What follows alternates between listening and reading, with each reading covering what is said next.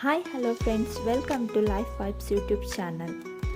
Today I am going to share a story about an historical place, Sunny Signapur. Yeah, it is 70 km away from Shirdi. If you are going to Shirdi, don't miss to visit this place. It is really wonderful temple. Sunny Signapur is a village in the Indian state of Maharashtra, situated in Nevasa Taluk in Ahmednagar district.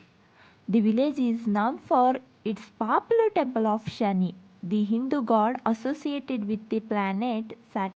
The story of the Swayambhu statue handed down from generations through word of mouth goes something like this. When the shepherd touches the stone with a pointed rod, the stone started bleeding. The shepherds were astounded. Soon the whole village gathered around to watch the miracle. On that night, Lord Shanishwara appeared in the dream of the most devoted and pious of the shepherds. He told the shepherd that he is Saneshwara and a unique looking black stone is his Swayambhu form. The shepherd prayed and asked the Lord whether he should construct a temple for him.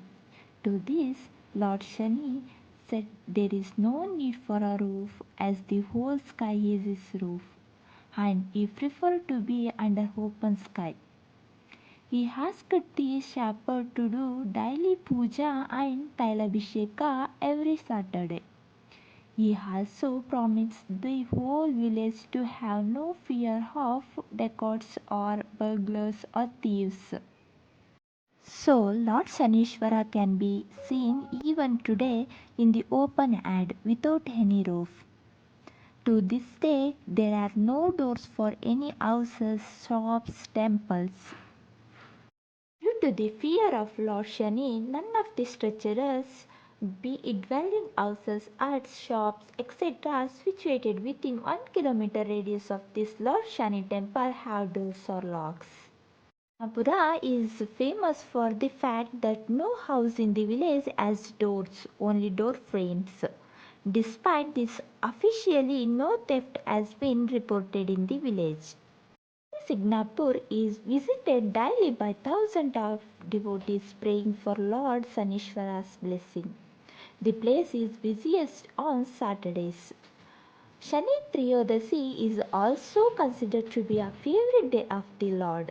Similarly, Saturday falling on Amavasya is considered to be her favorite day of the Lord Sanishwara. And on those days, devotees seeking his blessings throughout this temple in huge numbers. In the history of the village, there has not been a single incident of riot, murder, or rape.